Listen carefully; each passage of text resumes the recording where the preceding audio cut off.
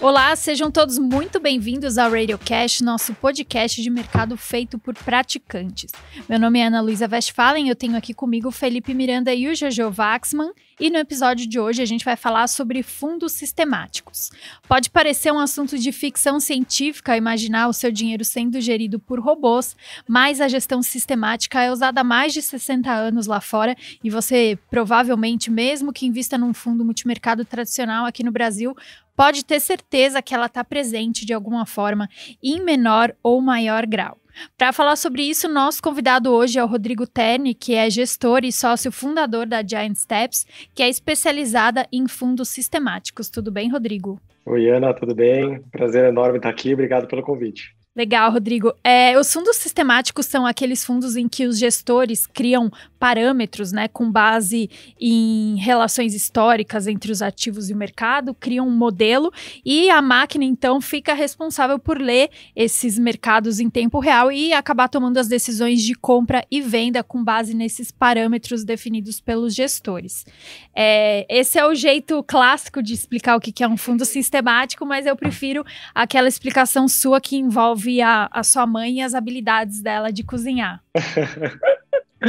Não, essa é uma boa. Realmente a sua explicação, eu acho que bastante gente já parou de escutar porque é bem complexa, né? Até eu tô assustado por ela, apesar de ser correta, né? Na verdade, assim, o que a gente vem falando há muito tempo, né? Eu fico até lisonjeado de ser chamado de robô algumas vezes, mas a gente está muito longe, digamos assim, de um fundo gerido por um computador consciente que toma decisões sozinhos e tem resultados maravilhosos, né? A gente adoraria que fosse o caso, mas infelizmente a gente ainda tem aí algumas décadas, eu suspeito, até que a gente chegue nesse nível.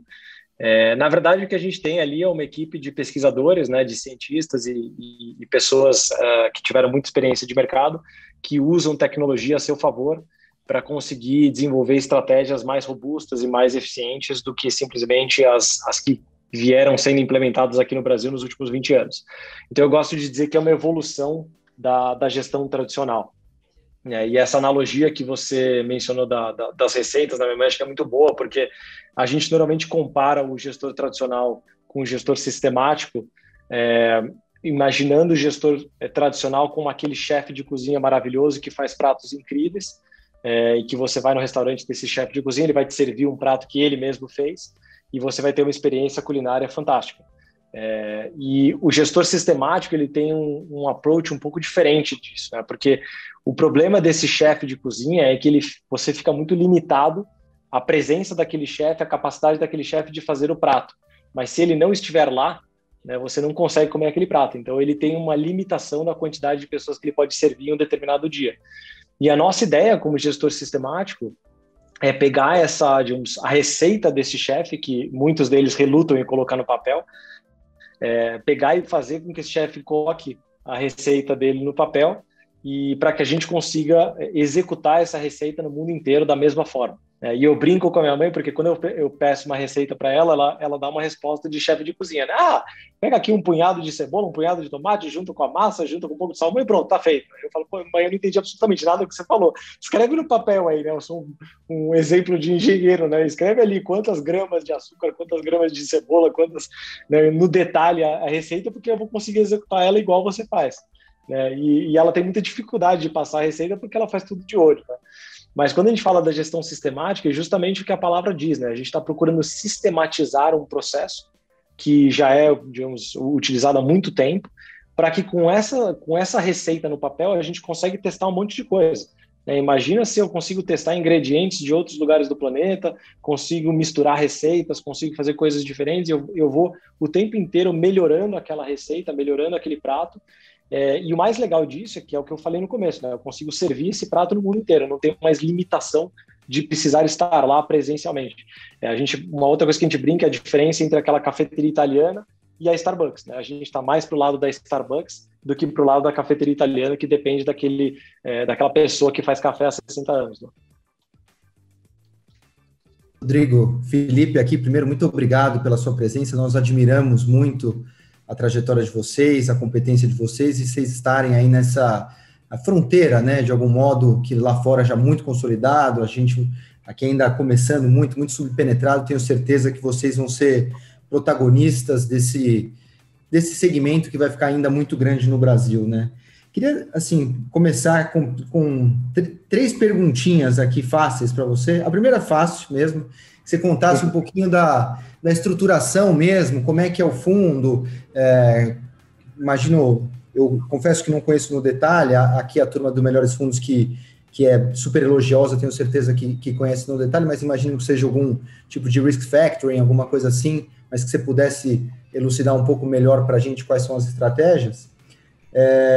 Eu vou fazer a terceira depois, mas eu queria já colocar, que pegando esse gancho aqui que você colocou, quando você tira, né, o processo, você sistematiza, né, no fundo você está tentando dar algum processo mais científico, né, e mais padronizado ao processo, que é riquíssimo, né, você sai de casos particulares e do cheiro para tentar sistematizar uma tomada de decisão, provavelmente a partir de um backtest super sofisticado e com padrões estatísticos rígidos e rigorosos. Ao mesmo tempo, aí vai um pouco de uma provocação aqui, né? Eu vejo em alguns casos, né, até o Alan Binder, né, que foi um cara que ficou muito lá no Banco Central inglês, depois publicou um livro famoso sobre política monetária, dizendo que, olha, isso aqui tem muita ciência, mas tem arte também, né? Então, quando você vai para um Starbucks, é ótimo, né? Que você tem a garantia de que todo o café vai estar bem feito, mas vai faltar ali talvez o toque do artista, né? O Soros, né? Tem aquela coisa clássica lá também do filho dele tendo falado para ele, olha, meu pai vai te dar aí várias explicações de por que ele troca o portfólio, as contas que ele faz e tal, mas ele troca o portfólio mesmo quando ele sente dor nas costas.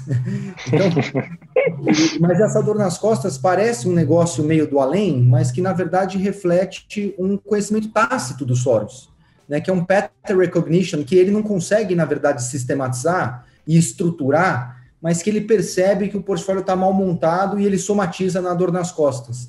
Então, depois dessa palestra, que era para ser só uma pergunta, mas como que você vê o processo, como que você vê a intuição no final? No final é isso, sabe? Como que você vê o processo?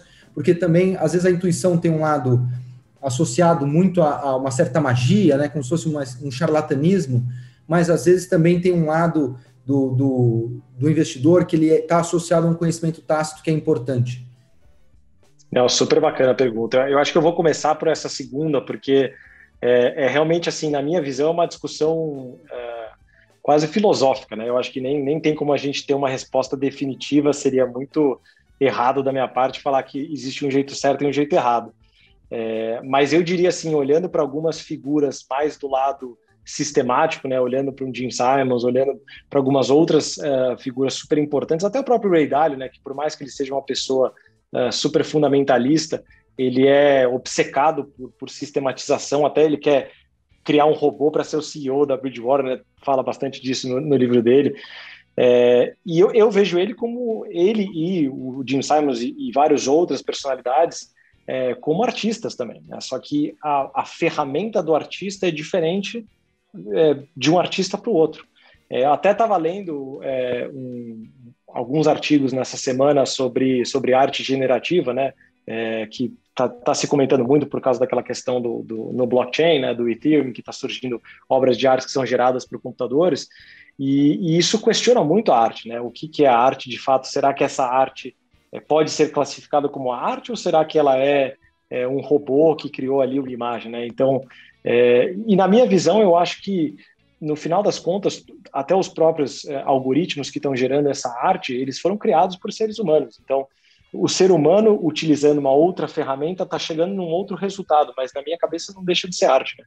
Eu acho que no nosso portfólio, né, pensando no Zaratustra, tem muita arte envolvida, né? Porque a gente tem que pensar para onde a gente vai em termos de pesquisa, como que a gente combina as diferentes estratégias que a gente tem dentro do portfólio, que tipos de limite de risco a gente vai seguir, quando que a gente remove uma estratégia que a gente acha que não está funcionando mais, né? Eu acho que tudo isso não tem uma resposta matemática cravada que fala para a gente, tá na hora de desligar essa estratégia, tá na hora de adicionar essa nova estratégia.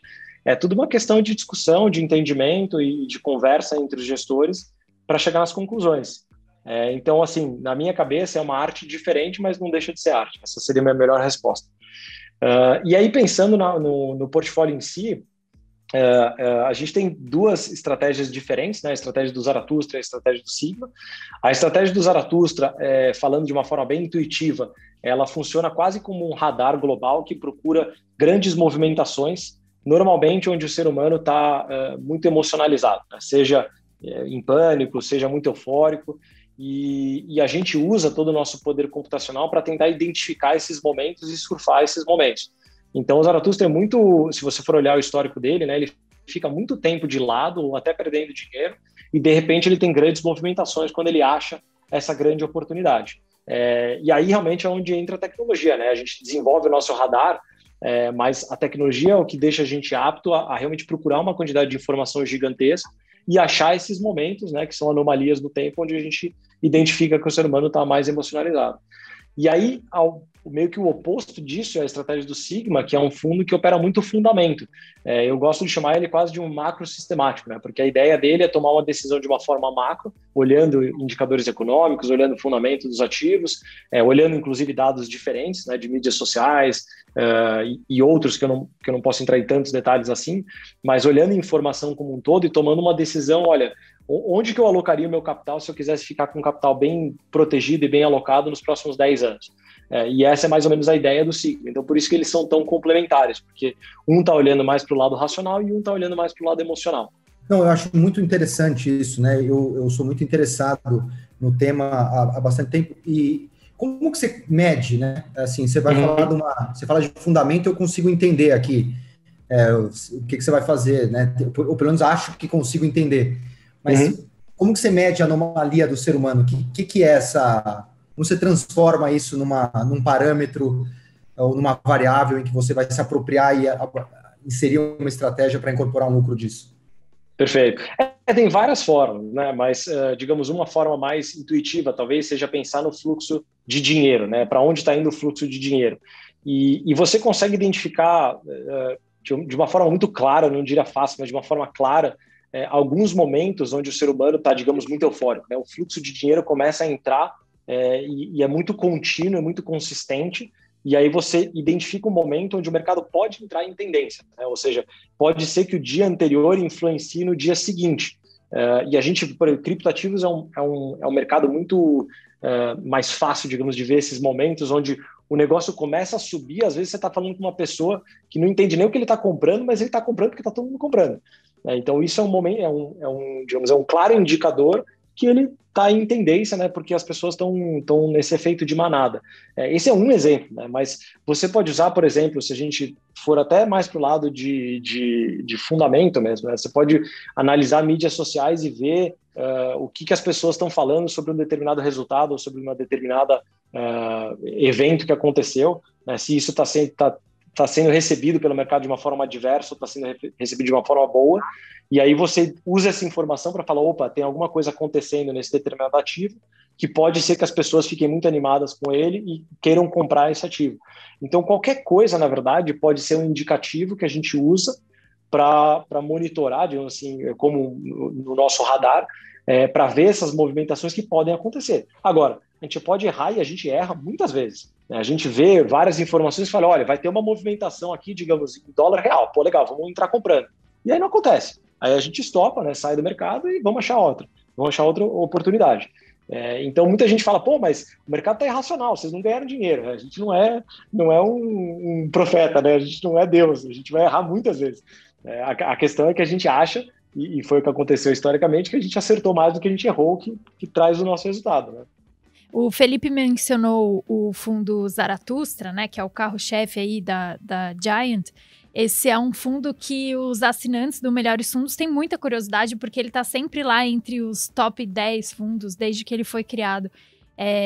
E ele entrega um retorno, como o Rodrigo falou, ele às vezes fica muito parado, mas se aproveita de momentos em que a indústria vai mal, ele dá uma diferença lá na rentabilidade, e por ser muito descorrelacionado, a gente percebe que entre os nossos assinantes, mesmo do retorno deles e também das nossas análises mais técnicas, que ele, por ser muito descorrelacionado dos outros multimercados, ele é muito benéfico, né, para o portfólio, ele ajuda muito na rentabilidade dos assinantes, eles estão super satisfeitos aí com a nossa sugestão.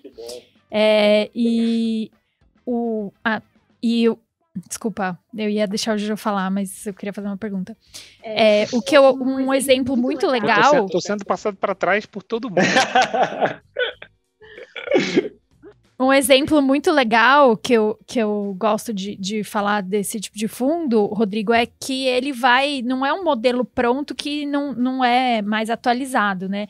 E eu gosto muito quando a gente analisa o comportamento do Zara, por exemplo, no Joesley Day, e agora, quando estourou aí a pandemia do coronavírus. Então, eu queria que você contasse um pouquinho pra gente, até pra gente ter uma forma didática, como que o fundo se comporta num momento de irracionalidade extrema, aí, como quando tem um cisne negro. Não, com certeza, excelente pergunta. Isso é muito real, assim, a gente... tentando colocar de novo numa analogia só para facilitar o entendimento, né?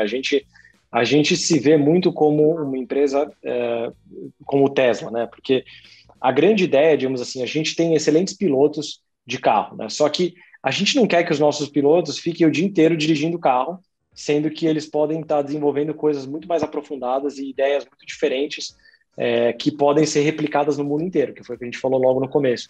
Então, o que a Tesla pensou? Ela pensou, ao invés de eu ficar treinando os pilotos, eu vou trazer toda uma equipe de engenheiros, né, uma equipe de 400 engenheiros, e vou colocar numa fábrica e vou fazer eles pensarem num sistema que dirige.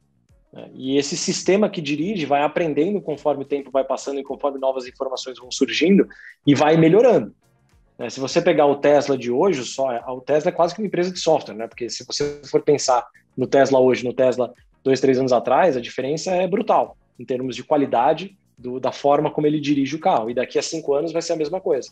E é isso que a gente quer fazer dentro de todos os nossos fundos, né? A gente quer ter a capacidade de continuamente melhorar esse sistema que toma boas decisões para que ele seja cada vez mais esperto e cada vez use mais informações para ficar mais bem informado e tomar decisões melhores. Então, eu acho que esse que é o grande ponto, né? Se você pega o Zaratustra de hoje, o Zaratustra de 2012, quando ele surgiu, eu brinco que quase você olhar para o iPhone 11 e para o Nokia indestrutível lá atrás. Né? Assim, a diferença é absurda em termos de qualidade. E o Joesley é um excelente exemplo, porque o Joesley foi um momento onde a gente perdeu bastante dinheiro, foi uma crise que a gente nunca tinha visto antes, nem nada parecido, muito mais uma crise de liquidez, talvez, do que uma crise de movimentação de preço de mercado. E a gente utilizou aquela informação para melhorar o sistema. Então, a gente desenvolveu sistemas de proteção, a gente desenvolveu uma diversificação maior. E aí, se você for ver, já no ano seguinte, quando teve a greve dos caminhoneiros, a gente teve um resultado muito, muito positivo, o que mostra o aprendizado que a gente teve. Enquanto que um gestor tradicional pode olhar para o Joesley e falar, isso aqui nunca vai acontecer de novo, foi um evento muito atípico, bola para frente. E aí, na greve dos caminhoneiros, já sofreu de novo. Então, é isso que a gente não quer fazer, a gente quer utilizar essas informações para melhorar o tempo inteiro. E o Corona foi mais um exemplo desse, um momento onde foi muito irracional, digamos, foi um choque muito grande, e a gente conseguiu navegar bem. Agora, eu tenho que fazer um disclaimer aqui, né? Como eu falei no começo, a gente não é Deus, a gente não é um profeta, a gente vai errar muitas vezes. Então, eu não gostaria que as pessoas olhassem para o Zara como um fundo de crise. Ele é um fundo que vai entregar resultado a longo prazo, com uma qualidade absurda, né, com uma qualidade excepcional, com uma eficiência muito grande, uma boa consistência, diferente dos fundos que tem disponíveis, mas ele vai passar por períodos ruins, ele vai passar por crises que ele não acerta, ele vai passar por momentos de euforia que ele não acerta, e isso é super normal. A ideia é que no longo prazo ele entregue um retorno, que é o que ele vem fazendo nos últimos 10 anos. Agora é a minha pergunta, nenhum de vocês dois vai se meter nelas.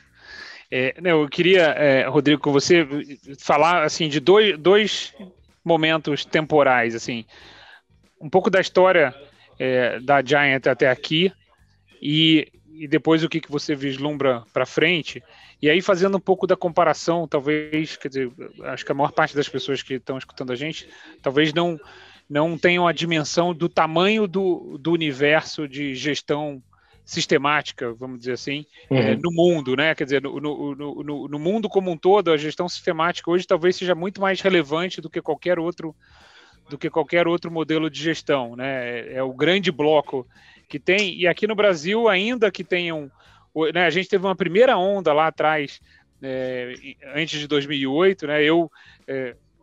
Ser velho tem essas vantagens, né? Eu já tive um fund of funds só de fundos quantitativos, mas a maior parte daquelas casas desmontou os seus negócios ou seus fundos e voltaram a construir depois. Mas hoje você já vê um crescimento no Brasil, mas ainda está longe da proporção, vamos dizer assim, ou da representatividade no mercado que a gente tem lá fora. Então, eu queria que você contasse um pouco, assim, como é que foi essa trajetória até aqui, em termos de, talvez, até vencer o tabu do entendimento das pessoas, né? Sair da explicação formal que a Ana abriu esse podcast para a explicação mais informal que você deu, mas até na expectativa das pessoas, né? Eu acho que até as pessoas têm um certo preconceito, né? Tudo que você fala que é digital, tudo que você fala que é robô, que é sistema, que é algoritmo, a pessoa tem uma sensação de frieza, de desconfiança, como se a gente fosse um dia ser dominado, né? O medo das máquinas avançarem. Só que, ao mesmo tempo, a gente está vivendo quer dizer, a tecnologia e o acesso à informação está cada vez mais na mão das pessoas, né? Tá cada vez mais tangível, vamos dizer assim, para o cidadão comum isso. Então, eu queria que você contasse um pouco como é que foi essa trajetória até aqui, quais foram os desafios de convencimento e quantas caras feias vocês encontraram antes de achar os investidores né? Porque, obviamente, o histórico vai te ajudando, mas quando isso ainda era uma coisa tão esquisita. E depois a gente falar um pouco de como é que você vê para frente. Você comentou como os sistemas estão hoje melhores e como eles estão mais complexos e também mais completos, né? Não só complexos, mas também mais complexos. Mas o que você vê de desafios para frente, dado que assim, a gente está, talvez, assim, o mundo do Big Data está em erupção, né? Então, como é que você vê isso? Não, super bacana. Eu diria que, assim, como eu vejo, né? Eu vejo os primeiros 10 anos da empresa como uma batalha assim, feroz, tentando fincar a bandeira que digamos, a tecnologia e a gestão humana tem muito a ganhar se elas se juntarem, se unirem para realmente desenvolver estratégias de investimento. Foi muito árduo, né? Porque a gente, justamente pelo que você falou, inclusive, né? A gente teve uma primeira onda de fundos, entre aspas, que se intitulavam sistemáticos ou quantitativos, que fizeram, aliás, acho que até um desserviço para a indústria, porque eram fundos que normalmente eram muito concentrados, né? Eram poucos modelos, poucas pessoas.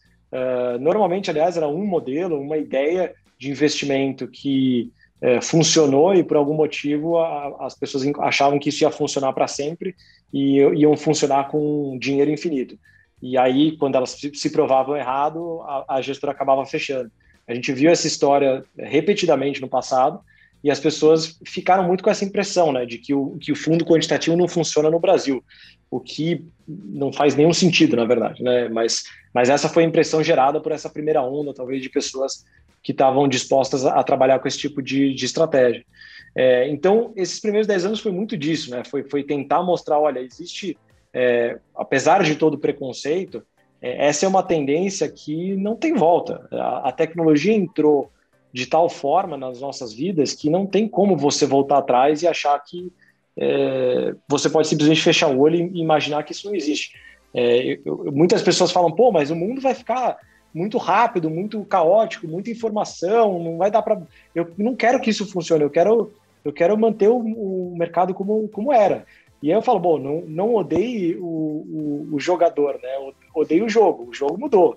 Então o jogador tem que mudar, não tem muito o que fazer. Se você acha que você vai jogar o mesmo jogo de 10 anos atrás, não tem como ganhar, é impossível, né?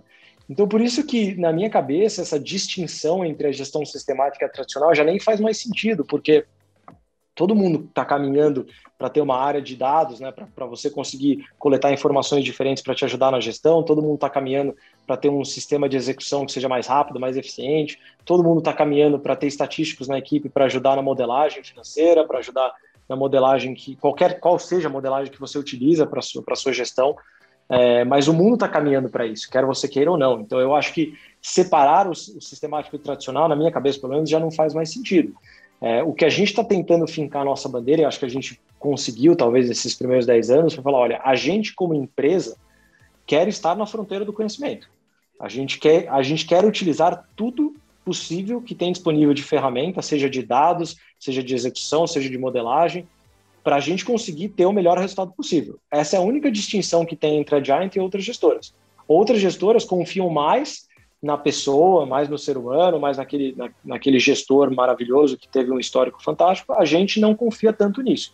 A gente prefere confiar em um bom processo, em um bom ferramental, junto com excelentes gestores. Mas a gente não quer que só o gestor seja o que faz a nossa gestora.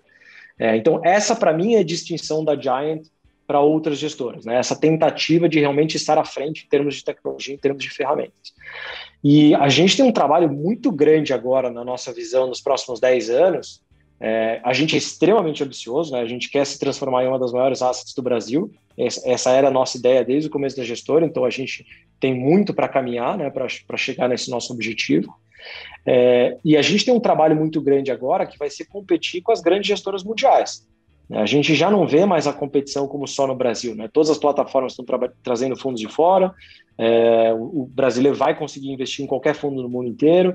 Então, achar que você está competindo só com os gestores locais, de novo, é fechar os olhos para a realidade do mercado.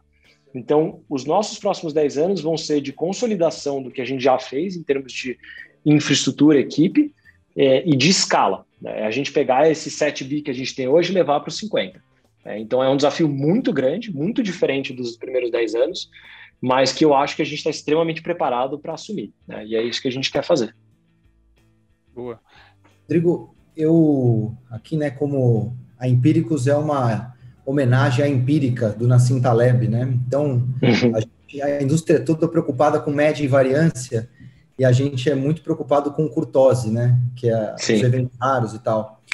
E essa é sempre uma questão importante aqui. Eu achei que vocês se envolveram num debate construtivo recente sobre a validade ou não de fundos quantitativos. Eu concordo plenamente, né? Todo mundo em algum modo, hoje é quantitativo, né? Eu estava até conversando com o João Braga, que em tese é um cara super value investing clássico, né? E o João está ali com uma areazinha de Big Data ou de Data Science, como a gente quiser. Em algum momento essas coisas se encontram, né? E eu achei que vocês foram muito felizes. Eles falaram assim, se eu não posso olhar para o passado, né? Tudo é sobre o passado, né? De algum modo você acredita que o sol vai nascer amanhã no leste e vai dormir no oeste, porque pretty much tem sido assim, né? Mas eu achei muito legítimo esse ponto, mas por outro lado, né, a análise estatística é sobre dados, né? Sobre amostras bem construídas e modelos em cima dessas amostras. Mas a amostra de evento raro é um problema, né? Porque eles são raros. Então, como é que você constrói uma amostra de eventos raros? Embora o Brasil, né? Usando a expressão do Esteves aqui, é muito cisne para pouco lago, né? Cisne negro. É verdade. Cisne negro no Brasil acontece toda semana. Então, talvez dê para construir alguma coisa assim. Mas mesmo o Joesley, que você brilhantemente colocou, né? Foi um dia, né? Caiu, sei lá, 10, poderia ter caído 12 ou 15, whatever. Enfim, todo esse preâmbulo para fazer a pergunta direta. Como que vocês tratam os eventos raros num modelo quantitativo, né? Ou se você monta um quant e você vai defender com tail hedging num outro tipo de book, ou como você veria isso? Perfeito. Assim, a gente tem algumas formas de enxergar isso, né? Eu acho que quando a gente fala de cisne negro, dá muito essa impressão de se você confiar na matemática, na estatística, o cisne negro não deveria acontecer, ou se acontece, deveria acontecer com muito menos frequência do que ele efetivamente acontece. E aí dá aquela impressão de se você confia na estatística, você nunca vai se preparar para um cisne negro, mas se você não confia na estatística, você pode. E isso dá uma sensação falha de proteção, quando na verdade cisne negro é cisne negro para todo mundo. Seja você acredite na estatística ou não, você tem que estar preparado para eventos que vão ser muito extremos e que podem destruir o seu portfólio se você não tiver as devidas proteções.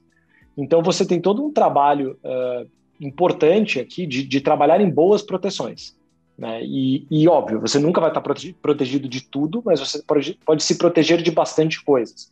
Então, mesmo no Joesley, que foi um evento que a gente nunca tinha visto, nunca poderia imaginar, se a gente não tivesse nenhuma proteção, o portfólio poderia ter tido uma perda de 50%, 60%. Então, a gente já tinha ótimas proteções que fez com que a gente perdesse 15%, 16%, que é uma perda significativa, mas não é uma perda catastrófica, digamos assim. Então, isso já é um ponto importante para colocar. Agora, 15%, 16% talvez não seja uma perda que a gente quer aceitar. Então, a gente vai ter que construir proteções melhores para que você não chegue nesse nível, né? Hoje a gente estima uma perda máxima de 10%.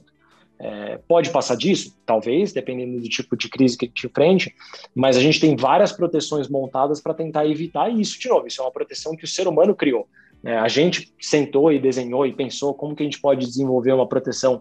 A gente baseia muito das nossas proteções em opções que não precisam tanto de liquidez, para que se você tiver um evento extremo, você se proteja desse cisne negro que possa acontecer. Então, esse é todo um lado, digamos assim, de proteção que independe se você acredite na estatística ou não, você tem que se proteger porque você sabe que o mercado vai acontecer isso, independente do que você queira.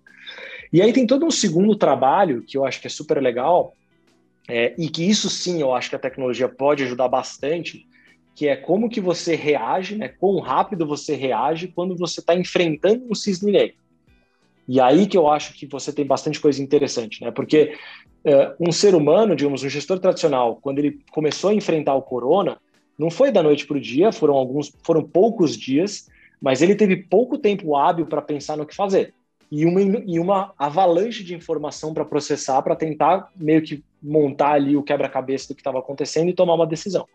Então, a gente acha que com a tecnologia que a gente tem mais velocidade e facilidade de processar essa informação de avalanche que acontece no cisne negro e navegar nesse mar mais rápido do que os demais. Então, eu acho que são essas duas coisas que são muito legais, né? Uma é proteção, todo mundo tem que ter, independente de qual seja a sua crença. E a segunda é reação, né? Quando acontece, quão rápido e quão bem você reage. E aí, nesse sentido, eu acho que a gente está muito à frente. A gente tem uma capacidade de reação muito grande. De novo, não é perfeita, a gente vai ser pego por vários cisnes negros, porque não tem como prever, por definição, mas, digamos, eu me sinto mais confortável sabendo que durante um cisne negro eu já tenho as minhas decisões tomadas, eu sei o que eu vou fazer, eu sei quando eu vou comprar, eu sei quando eu vou vender, porque eu vou te falar, no meio daquele turbilhão de informações, no meio do corona, tomar uma decisão sem colocar emoção em jogo, eu acho impossível. Eu, pessoalmente, não consigo. Eu estava super emocionalizado, né? Você não sabia para onde ia, que dimensão que era aquilo, e você tinha que tomar uma decisão, compra ou vende. Pô, é difícil, né? É uma decisão difícil de tomar. Então, o fato de eu já ter isso sistematizado me deixa mais tranquilo. Deixa eu pegar esse gancho aqui e eu prometo que eu passo a bola já, que você citou muito, e acho que acertadamente também, de forma muito elogiosa, o Renaissance e a Bridgewater, né? Quando você falou no nome do Ray Dalio, e eu também sou grande admirador de ambos, acho que não tinha nem como ser diferente. Mas os dois apanharam bastante ano passado, né? Eu acho que você, como um estudioso da indústria como um todo, e dessa indústria em particular dos sistemáticos, o que você acha que aconteceu ali?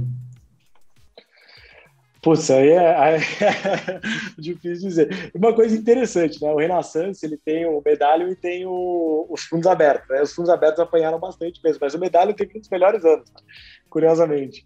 Então, até... Inclusive, eu li isso como uma discussão até de cunho ético, né? Mas aí sim, sem dúvida, sem dúvida. Eu concordo plenamente. Eu acho assim, o fundo deles tem um resultado absurdo e o outro fundo até, com certeza, uma questão a ser discutida.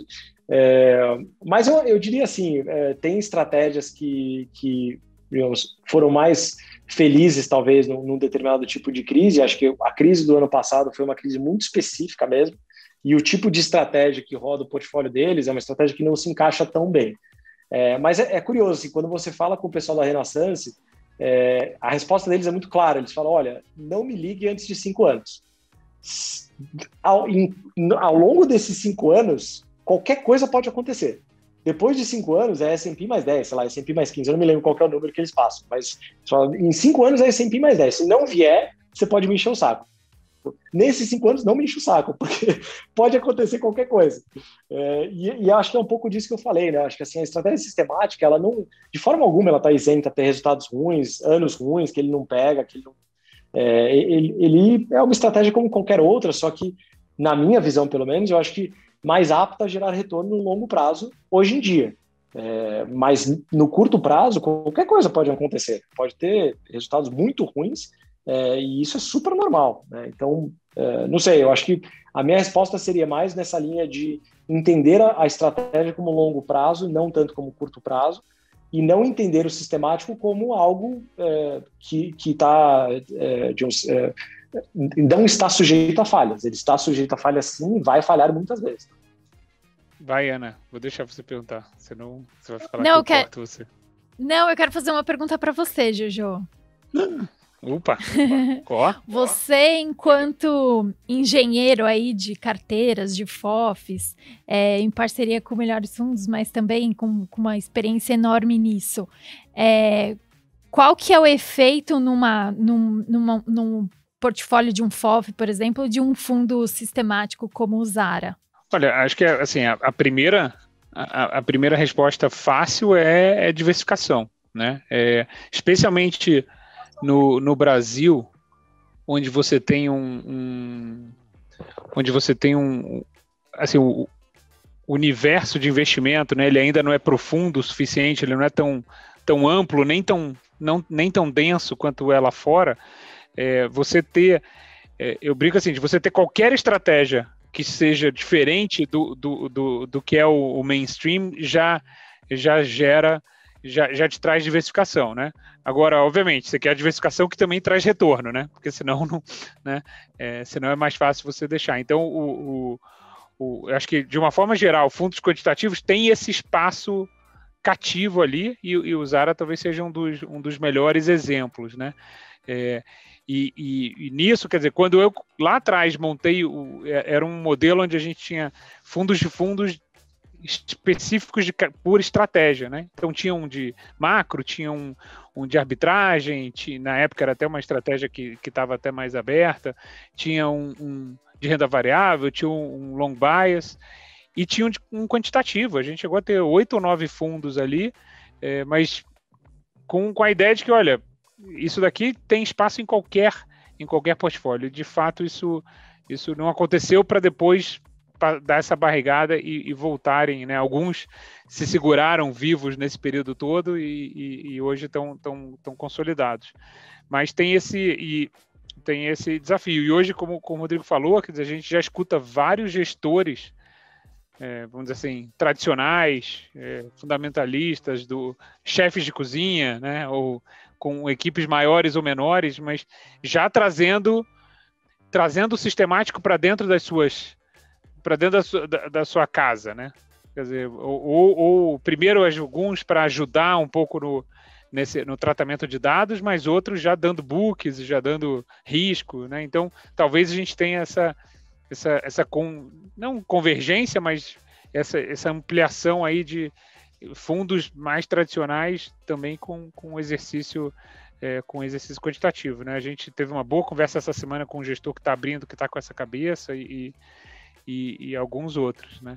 Mas eu acho que tem um bom desafio até a gente chegar no percentual e nas estatísticas que tem lá fora, tem bastante coisa. Eu lembro a primeira vez que eu trouxe para discussão isso no Unibanco, lá atrás, um diretor na época falou o seguinte: olha, esquece esse negócio de quantitativo, porque juros no Brasil é controlado pelo Banco Central, não vai funcionar nada, é sujo, né? Esquece câmbio, porque câmbio é sujo no Brasil, não vai funcionar nada. Sobrou bolsa, e bolsa não tem liquidez, então esquece tudo de quantitativo, porque não tem nada que operar com bolsa, né? Aí depois veio, quando ele falou aí, que se você for operar com bolsa, quero ver você ter tecnologia para operar alta frequência na bolsa, então não sei o que, né? Talvez seja até legal o Rodrigo falar os desafios que era. Eu lembro no começo a turma, não tem sinal na bolsa tão rápido, a gente, né, para executar as coisas, né? Não basta você ter ideia, depois você tem que conseguir entregar, né? Olha, eu vou te falar, Juju, você tem toda a razão, viu? Porque acho que ali de 2011 até talvez 2015, foram 4 anos duros para conseguir montar o nosso banco de dados de dados brasileiros, porque realmente é uma bagunça incrível. O que, assim, por um lado é ruim, porque leva bastante tempo, por outro lado é bom, porque cria uma barreira de entrada, né? As próximas pessoas que entrarem para tentar fazer essa limpeza, para tentar realmente coletar essas informações. Pra você ter uma ideia, quando a gente começou ali o fundo, a gente pediu para a Bolsa os dados e eles mandaram DVDs de informação. Então a gente teve que pegar DVDs da Bolsa que estavam assim absurdamente zoneados para conseguir ali navegar naqueles dados e tentar achar alguma coisa. Então assim, realmente era um faroeste, digamos assim, né? Por sorte, assim, melhorou bastante, ainda não é fantástico em comparação com outros países. A gente opera 25 países, né? Então a gente vê de tudo, né? Tem países que estão até piores, tem países que são infinitamente melhores. Mas realmente, assim, o trabalho de você limpar a informação, se dedicar para conseguir, de uma certa forma, fazer uma análise estatística que faça sentido é muito grande. E olhando para frente, Rodrigo, eu lembro que quando eu fui lá conhecer vocês na Giant, o seu irmão me falou assim, Ana, a gente estava montando os equipamentos para fazer uma gravação e ele falou assim, Ana, você conhece alguém que é programador, que manja de Python? Porque a gente precisa muito de uma pessoa. E assim, eu fiquei imaginando, assim, vocês têm um super cabeça para investir em gente com esse tipo de especialização, mas aqui no Brasil a gente, infelizmente, é muito carente nisso, né? A Vitrio, a Empíricos tem até uma parceria aí para formar a gente. Como que tá aí de mão de obra e em que nível que a gente tá, assim, se a gente quiser no Brasil ter mais fundos quant, o quanto que a gente precisa de mão de obra para isso, qualificada? Isso é super interessante, né? Porque a gente tem essencialmente dois tipos de perfis que trabalham com a gente no processo de investimento, né? Um perfil é muito mais pesquisador.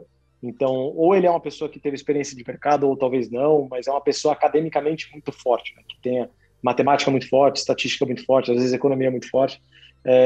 E esse tipo de perfil, a gente encontra pessoas excelentes no Brasil, e graças a Deus, por a gente ter se tornado uma certa referência nesse assunto, a gente recebe muitos currículos muito bons.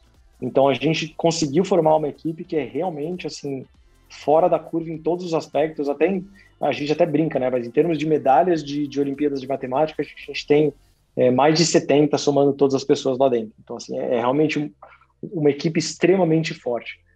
Só que a gente tem um segundo perfil, que é o perfil mais de tecnologia mesmo, que são desenvolvedores, né? Mais, digamos, que fizeram engenharia da computação, ciência da computação, etc. E esses, a dificuldade que a gente tem é porque, diferente da parte de pesquisa, onde a gente compete só com gestoras, esse a gente compete com qualquer empresa que tem uma área de tecnologia, né? Então, a competição é muito maior por esse tipo de profissional hoje em dia, e a verdade é que existe sim uma escassez desse profissional no mercado, né? Porque qualquer empresa está atrás, vocês também estão atrás, enfim, qualquer empresa do mercado financeiro está atrás dessa pessoa de tecnologia para ajudar. Porque no final dos contos toda empresa hoje é de tecnologia. A coisa que a gente tem que fala mais a nosso favor nesse lado é porque o desafio que a gente dá para essa pessoa é muito grande. Então a gente pega as pessoas que têm muita vontade de atacar um desafio bem complexo, que é de, por exemplo, diminuir a latência de execução quando você vai operar a China. É super complexo resolver isso, o tipo de linguagem que a gente usa tem que ser uma linguagem muito rápida, mais próxima de linguagem de máquina. Enfim, então são desafios difíceis de resolver, e aí a pessoa se interessa por resolver esse tipo de desafio. Então a gente tem hoje 17 pessoas que estão nessa equipe só de tecnologia, então assim, é uma equipe muito grande, extremamente bem qualificada, mas com certeza eu diria que tecnologia hoje é mais desafiador, talvez, de achar profissionais do que a parte de pesquisa, porque realmente, assim, como pesquisa, eu fico muito positivamente surpreendido com a capacidade do brasileiro. Não só porque tem excelentes pesquisadores, mas porque são pesquisadores muito criativos. A gente tem esse jeito criativo de pensar, esse jeito de resolver problema do brasileiro, que eu acho que é muito peculiar, e por isso, inclusive, que vários pesquisadores brasileiros se dão bem lá fora. Então, eu acho que isso é muito legal da gente, eu acho que tem bastante a crescer nos próximos anos, aí, essas duas áreas, né? Tentando te explorar um pouco aqui como, né, gestor mesmo de oportunidades de investimento, você falou das anomalias, né, no começo dos dois fundos. Não sei se você se sente confortável aqui, mas tem alguma grande anomalia de comportamento humano e outra de fundamento que você se sente à vontade em dividir conosco nesse momento, onde o fundo estaria alocado mais estruturalmente, se é que existe isso, e as pessoas que estão aqui interessadas, né, como eu aqui super interessado no Zara, você falou da Renaissance, não, vem esperar aqui em 5 anos S&P mais 10 ou mais 15, seja lá o que for, o que a gente pode esperar qual que é a meta interna de vocês aí, que você falaria se fosse feita essa pergunta, o que a gente pode esperar do Zara? Do Zara, não, perfeito. Do Zara a gente olha muito para o Sharpe, né? A gente quer entregar retorno ajustado ao risco. Essencialmente, essa é a grande ideia, né? A nossa vol target é em torno de 10%.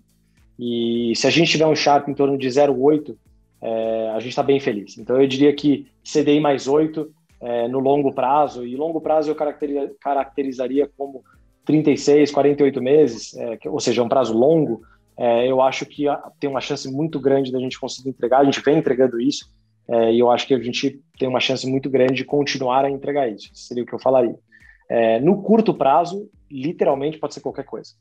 Se você for olhar 6 meses, 12 meses, 12 meses até menos, assim, 12 meses a gente tem tido uma consistência muito grande, mas eu diria que é um prazo mais curto, mas 6 meses pode ser qualquer coisa mesmo. 6 meses a gente vê momentos de menos 5, momentos de mais 10, momentos de... Enfim, qualquer coisa ali no espectro de resultados, acho que o Zara você pode encontrar.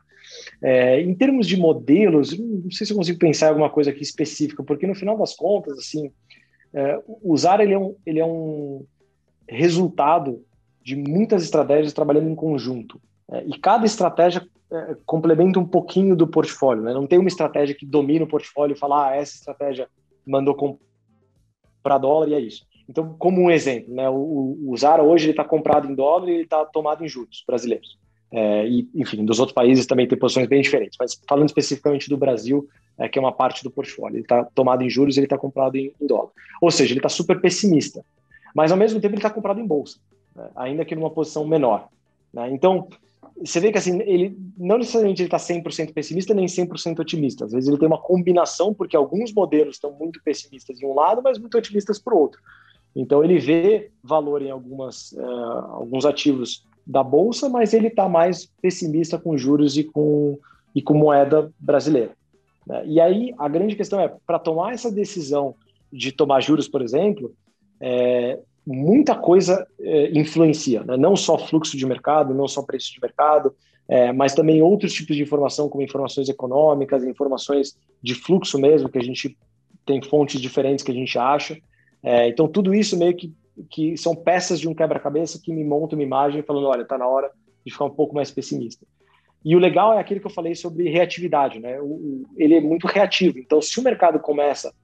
sei lá, sai uma notícia super positiva, vamos respeitar teto de gasto, as coisas vão dar tudo certo, sei lá, coisas que caminham no sentido de ter mais confiança com o país, ele vai reagir, ele vai começar a zerar essa posição, vai perder um pouco e vai começar talvez a aplicar juros, vai começar a comprar o real e por aí vai. Então, a ideia, quando você compra o Zaratustra, não é você comprar uma posição, nenhuma teoria, nenhum fundamento específico, é você comprar uma máquina que vai reagir, né, de uma forma consciente, de uma forma rápida, a novas informações que vão aparecendo no mercado.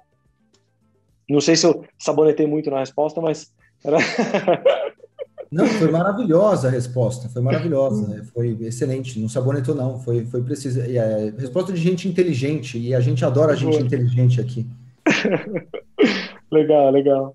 Rodrigo, você falou um pouco que a gente está no momento em que não cabe mais questionar se a gente vai ter fundo sistemático ou não, mas, na verdade, a gente tem que questionar o quanto ter no nosso portfólio, né?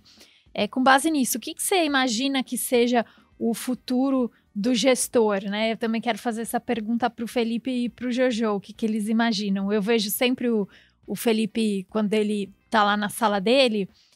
as paredes são transparentes e às vezes num dia ruim ou num dia muito bom, ele fica olhando assim uma tela que fica um pouco alta e ele fica olhando as cotações, assim, fazendo uma cara, assim, pensando. E assim, você vê que é aquele momento da intuição, assim, que ele tá tendo uns insights na cabeça dele, imagino eu, pelo menos, né, Felipe? Depois você fala se é ou não. E que a máquina não tem isso, né? O programa não vai ter isso.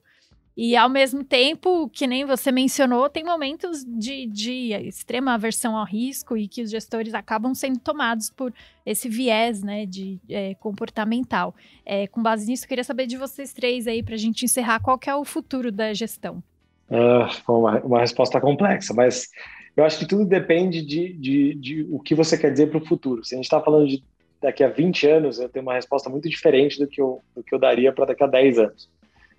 Mas eu vou talvez pegar emprestado um pouco do que está acontecendo no mundo do xadrez para responder o que eu acho que pode acontecer no mundo de investimentos. O mundo do xadrez, que tem aí quase 500 anos de história, talvez até um pouco mais, acho que foi 1500 alguma coisa, que ele surgiu, ele começou muito como um mercado de investimentos, seres humanos jogando o jogo que eles criaram. Então, é um jogo com regras definidas, assim como é o mercado financeiro.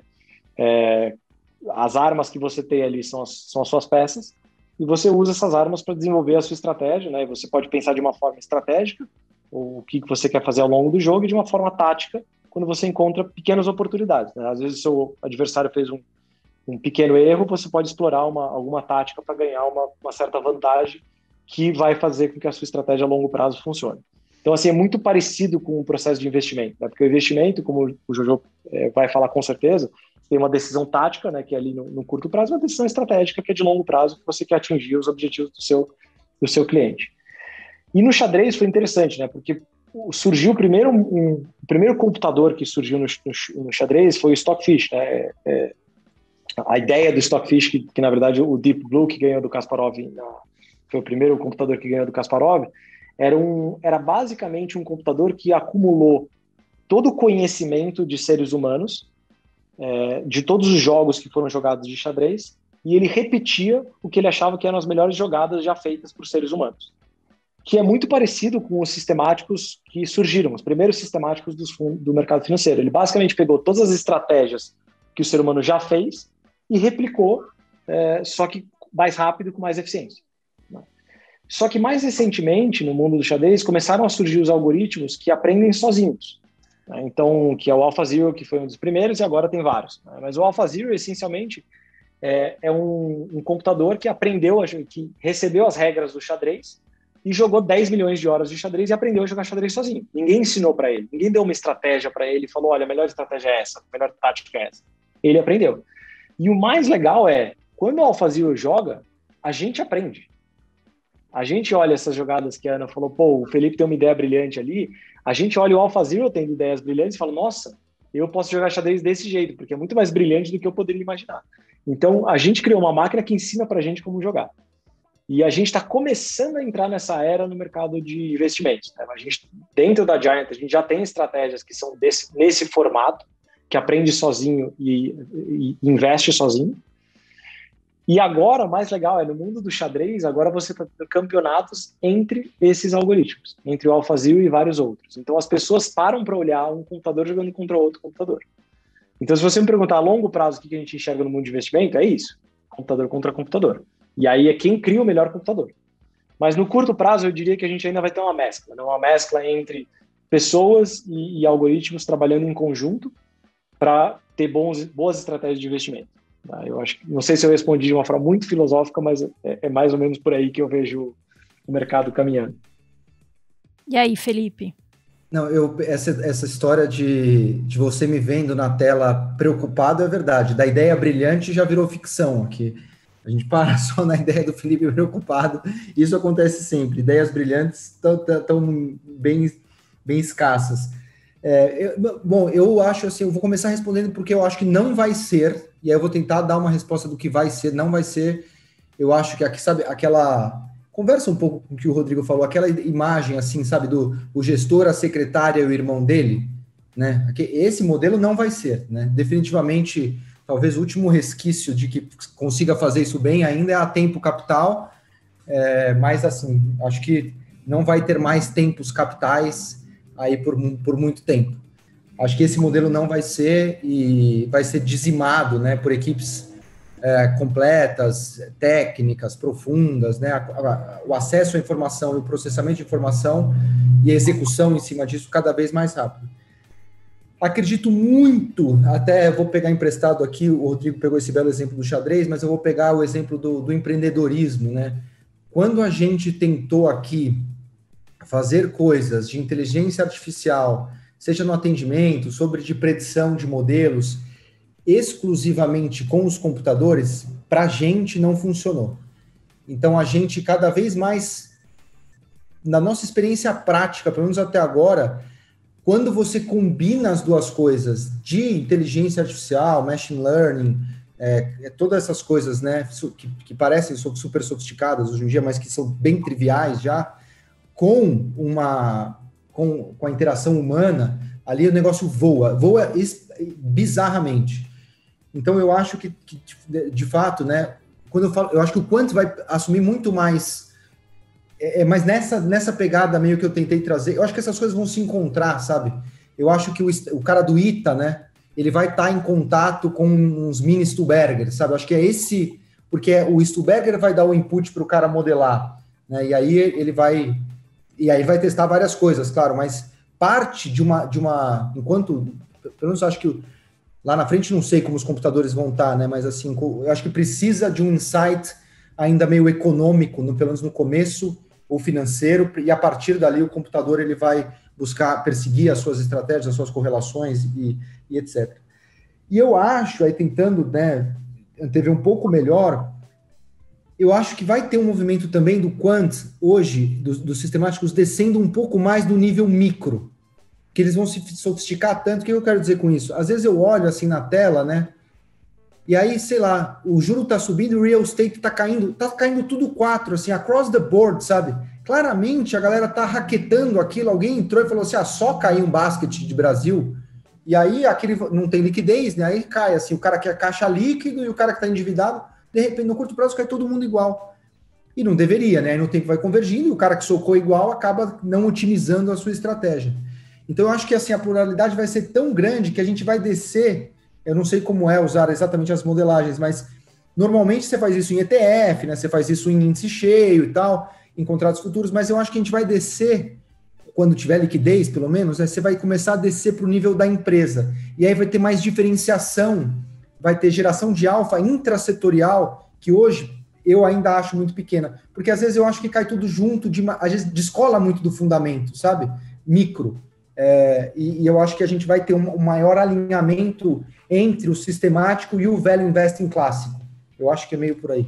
Ouvindo o Felipe falar, quer dizer, eu já vi várias vezes a cara dele na frente dessa tela, e para as pessoas entenderem, tipo, é uma televisão gigantesca, né, de milhares de polegadas, então ele tem muitos pontos para ficar preocupados nessa tela. Mas meu filho está com 17 anos, está no ano de vestibular, né, e ele está, assim, acabou se encantando pelo mercado financeiro, a gente quase não fala disso em casa, e ele está entre faço economia ou faço engenharia, né? Eu fiz o caminho não convencional, né? Eu sou formado em economia e depois eu fui fazer um mestrado em engenharia e subi uma ladeira íngreme demais, né?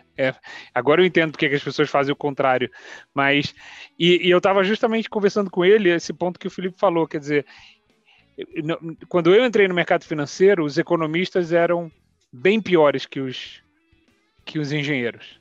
Nenhum dos dois tinha um conhecimento, quer dizer, o economista... Eles continuam, hein? Não,